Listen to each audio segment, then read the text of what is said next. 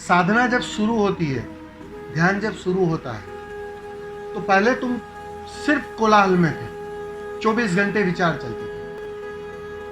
अब जैसे जैसे ध्यान आपने शुरू किया तो सीधी सी बात है, मन कमजोर होने लगता है, मिटने के करीब आने लगता है। तो वैसे वैसे विचार की सघनता, विचार की ताकत, तुम्हारी बेचैनी कम होने लगती है।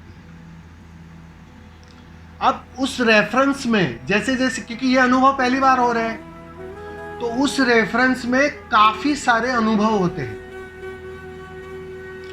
जैसे शोरगुल बहुत सुना है और तुम एक सन्नाटे में चले जाओ तो कुछ और अनुभव होता है।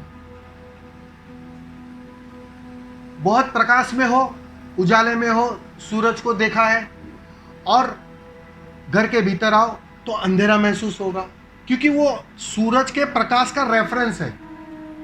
बाहर बहुत उजाला देखा तो सीधी सी बात है, जब थोड़े अंधेरे में आओगे तो वो अंधेरा घना लगेगा, ज्यादा लगेगा, तो वो अनुभव की शक्लें ले लेता है। तो तुम जब जैसे जैसे ध्यान गहरे होते जाता है ना, वैसे वैसे अनुभव प्रगाढ़ होने लगते हैं। तो ये सब अनुभव के हिस्से हैं,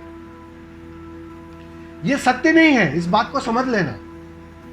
ये अनुभव है, राह में आने वाले पड़ाव है। ये बात पक्की है कि तुम सही दिशा में जा रहे हो, अनुभव घट रहे हैं, इसका अर्थ ही ये है कि तुम कहीं शोरगुल से कहीं गहरी शांति में प्रवेश कर रहे हैं, तो उसके अनुभव कुछ और होंगे। तो ये सन्नाटे का जो आनंद है, उसकी जो मस्ती है, वो अच्छी लगेगी, क्योंकि वो जो अनुभव है बहुत मीठा अनुभव है, बहुत अच्छा अनुभव है। अब उसे बढ़ाने का मन करेगा कि उसे मैं और बढ़ाऊं, और बढ़ाऊं, और गहरा करूं। ये आप करो, करते जाओ, लेकिन होश कहां रखना है, इस बात को ध्यान रख लें कि ये बढ़ाने का पागलपन कहीं लोभ में परिवर्तित ना हो जाए,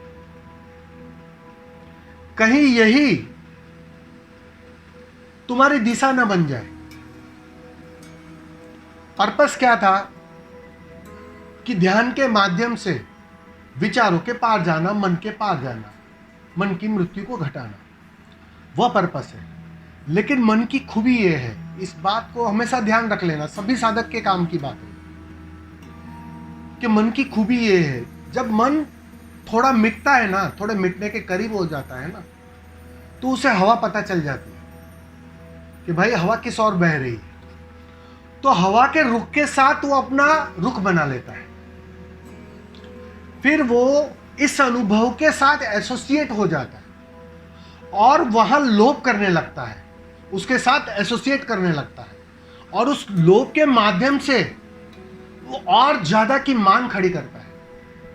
और ये जो और ज्यादा की मांग तुम्हें पता नहीं चलती और तुम उसमें उलझ जाते हो, उसको करने में जुट जाते हो, अनुभवों की लालच बन जाती है।